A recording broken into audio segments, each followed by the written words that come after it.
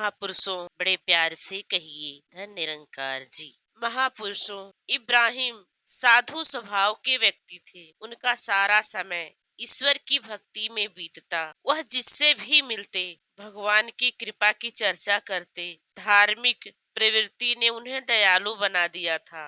रोजाना वह किसी राहगीर को भोजन करवाने के बाद ही स्वयं भोजन करते। एक दिन रात को उन्होंने अपने घर के आगे से एक बूढ़े मुसाफिर को गुजरते देखा। पूछने पर पता लगा कि उस बूढ़े ने साथ के दूसरे गांव में जाना था। अंधेरा हो चुका था, इसलिए इब्राहिम ने बूढ़े से उस रात अपने घर में विश्राम करने के लिए कहा। बूढ़ा मुसाफिर इस बात के लिए मान गया। घर पहुंचकर इब्राहिम ने बड़ी श्रद्धा से उस बूढ़े के लिए खाना बनाया। फिर हाथ मुंह धुलाकर बूढ़े के आगे खाना परोस दिया। बूढ़े ने अभी पहला ही कौर मुंह में डाला था कि इब्राहिम बोले, महोदय, भगवान कितना दयालु है। बूढ़े मुसाफिर ने खाना खाते खाते जवाब दिया, समझ में नहीं आया कि आपने यह बात क्यों कही। इब्राहिम मुस्कुराकर बोले, यह दयालु भगवान की ही तो कृपा है कि रात के अंधेरे में आपको अगले गांव तक सफर नहीं करना पड़ा।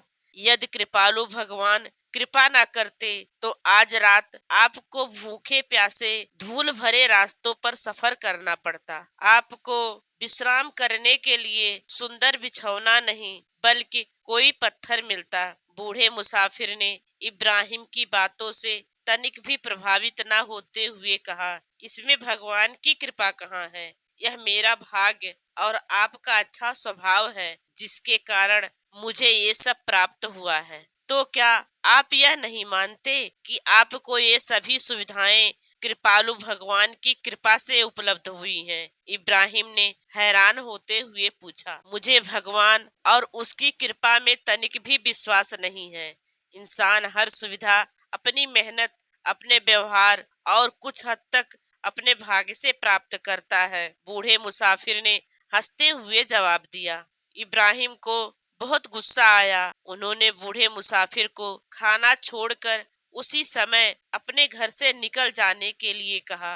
बूढ़ा मुसाफिर हैरान सा इब्राहिम की ओर देखते हुए उनके घर से बाहर निकल गया। बाहर काफी अंधेरा था। इब्राहिम के मन में कुछ दया भी उभरी, लेकिन फिर भी वह भगवान की कृपा से इनकार करने वाले को अपने घर में ठहराने के लिए तैयार न हुए। जब इब्राहिम सो गए तो उन्हें सपने में भगवान ने पुकारा। आवाज सुनकर इब्राहिम उठे। भगवान ने उनसे पूछा, इब्राहिम, बूढ़ा मुसाफिर कहाँ है? प्रभु, उसे तो मैंने घर से निकाल दिया।